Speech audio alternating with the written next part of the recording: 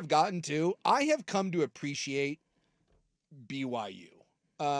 Here's my thing. I appreciate what I did there. I appreciate the times I had there. I appreciate that it kept me out of trouble. Yeah. I think it kept me. I have a propensity to need boundaries. You'd have been a Richie Incognito. I would like to think I don't.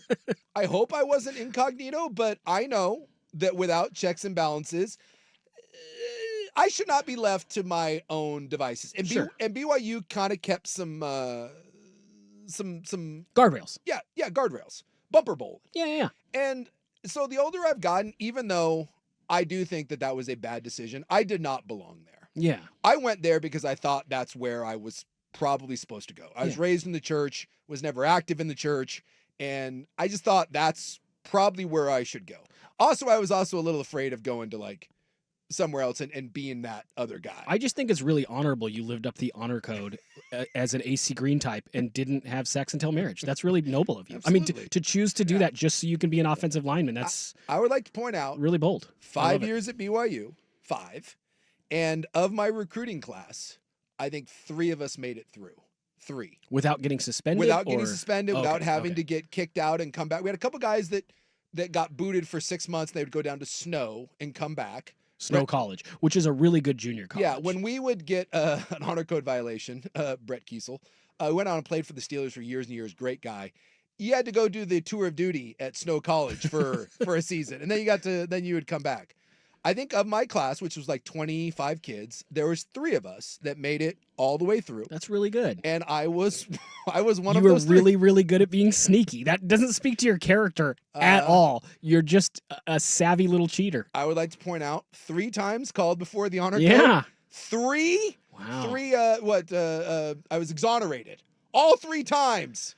That's Never really once convicted of anything. Well, and Suke knew how to work the system. I love the stories of the bowl game exhibitions and meeting up with the other team's player and then getting their gear to wear it so that he could pose as members of the other team who were allowed in bars and whatnot. Oh, that's There you 100%. go. That was my go-to. I mean, you navigated the system incredibly well. Yeah, never lived on campus. That's number 1. Never used my own ID. No, I may have stolen my brother's ID.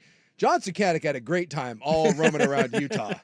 And yeah, like when I would go to bowl games, that'd be the first thing I'd do is I'd go find an old lineman from the other team, Tulane, Louisville, who was Marshall. And I would be like, hey, do you guys want to do like a little swap of some gear? And sometimes they'd be no, and I'd be like, come on, dude, I need something. So I ended up drinking and hanging out with the other team in every bowl game that I went to. That's good. I met some great dudes. Yeah. Chad Pennington, great guy. Yeah, I believe that. Great guy. Sean that. King. Sean King, Sean yes. King was a great guy. And he was an unbelievable college And I ended up quarterback. we ended up on the Buccaneers together, and Sean King Yeah, remembered. that's right. He's like, he's like, I know you. And I was Fun like, Mormon hang. I was like, So you found creative ways. And the other one is just, the key is with the honor code, they rely on your guilt a lot. Yes. They do I mean, they do a lot of the, we know what you did. Now we need you to tell us. And my thing was, well, if you know what I did, you don't need me to tell you. And then you did the whole, well, God's watching. And I was like, well, he's about to see me bend some truths is what he's going to do. Because I can stick to a story better than anyone. I dug my heels in and I was like, you know what? I'll deal with whatever repercussions are way down the road. But for right now, I'm going to be all right. And now they're lying to God because they're saying that they already know what you did, which is not true. Boom. Exactly. I like how you put guardrails on their guardrails. Yep. Like, hey, no sex, no drinking, and you're like, I'll live off campus. So this lane is now only about, the bowling lane, if we're sticking with this analogy, is only about the width of the ball wide because you've put guardrails on top of their guardrails. The other thing that I find interesting is suddenly this BYU love comes out, right as Kalani Sitake's doing a great job. They land 5-star quarterback Ryder Lyons over Oregon. We're back. And land AJ DeBansa, who outside of Cooper Flagg is like the next great basketball hoe. I just think it's funny that suddenly that BYU seems to be on top and everything and has an NIL budget to work with, which you've done nothing to support, by the way. No donations to a collective coming from you. None of my money. Suddenly you're in all baby blue walking in. I see what's going on here. Fun fact, too. I may be the only person to ever have this happen. I got kicked out of BYU before I was ever actually enrolled in BYU. I got kicked out of BYU during two-a-days my freshman year. Did that have something to do with back home with the church? Yeah. Okay. So when you go to BYU, you have to have an interview, and they call it like an ecclesiastical endorsement, where you basically say, "Hey, I follow the rules, and I'm gonna follow the rules." Mm-hmm.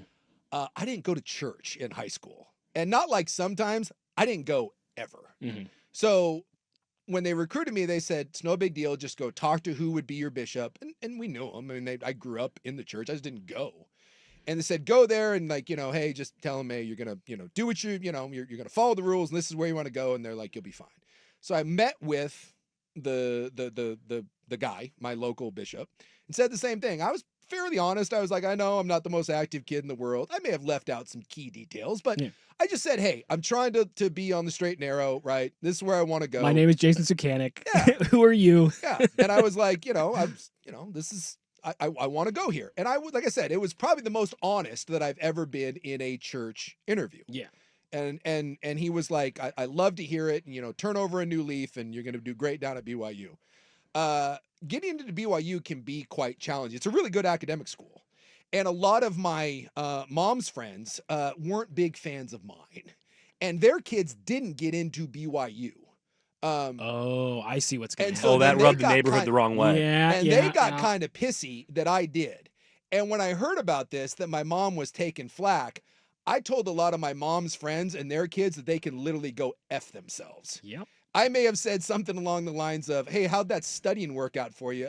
You should have been better at sports. I took a real screw you, how dare you, what me getting in has nothing to do with your horse crap kid. Right. So I go down to BYU early because you're going down for two-a-days. Yeah, for football. Yeah. Well, apparently while I was down at two-a-days, a coalition of the willing back home got together and went and talked to my bishop and basically said that I was like a huge piece of crap and that I didn't follow any... A heathen, really. A heathen. I mean, they hit the nail on the head. It was just bad timing, is what you're saying. Look, who's to say what is true and what's not? But they got together, and that son of a gun that's still out there. I believe your name is Tom Jensen. Get him. Who, to this day, you are a horrid human being, in my opinion. For real. Yeah, screw that guy. Boy. Didn't call me, didn't call my parents, nothing. He pulled my ecclesiastical endorsement and never told me. Didn't say anything. Wow. So I go through two-a-days, right? And I'm down in the dorms. And, it's what, 2 or 3 weeks of that? I think back then we had 3 weeks of two-a-days. Okay. I don't think it was a full month. I want to say 3 to 4 weeks. And then you break camp and you go get your dorm assignments and you get your class schedule and all that. And then you move into where you're going to live. So I go to get my room assignment and they're like, dude, we don't have you here. And I was like, what? And they're like, we don't have you. And I was like, well, that's weird. So I was like, well, I'll go get my schedule and then I'll circle back and get my housing. They don't have a schedule for me either. And I was like, come again? And so I went down to the football office and that's when I found out that they had yanked my endorsement. And never told you? Never told me. Never told me. And I was livid. Oh, yeah. So I was like packing my car. I was like, screw you guys. I'm out of here. And that was back when they could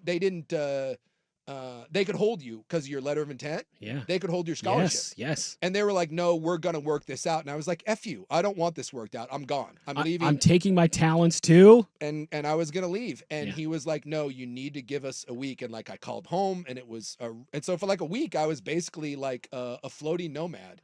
Where did you stay? I stayed with a couple guys that I knew. I stayed with my grandparents once. I slept in my car one night. Oh man. And so I didn't get off on, the coaches or whatever, somehow they figured it out. They went to a different guy and anyway, they got it patched up. It was 4 or 5 days.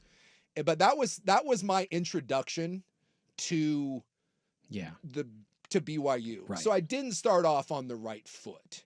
Right. And over the 5 years, I tried leaving one more time. Same thing, wouldn't release me from my scholarship. After the second year there, I was like, fine, we're just going to ride it out here. I got some good friends. We'll just do this, see where it goes. So that's why I said my relationship there was not the best. And so when I say, should I have gone there? Probably not. I probably didn't belong there. Was it good that I went? Sure. right? Yeah. Met my wife, had a kid. Did it make you a better football player? Yeah, it made me a better football player. I don't have any ill will anymore towards anything that happened there other than that one guy who can get bent. Be a man and call me. Yeah. Talk to me and not take someone else's word for it. And so as the years have gone on, I've softened and I've come to appreciate that university, even though, is it for me? No. But I knew what I was signing up for. I signed up for it, and I'm proud of the degree I got. I'm proud of the education I'm got. I'm proud of the football that I played there, and I'm proud of a lot of my friends. So it's been a weird kind of journey, but I think I've come out on the other side. Again, going back at 18, should I have gone there? No. Yeah, I knew your mentality changed totally a few weeks ago when you said you thought Zach Wilson was going to be the breakout star of this year's NFL season, and I was just like, I don't know where you're coming from with this. And it got weird.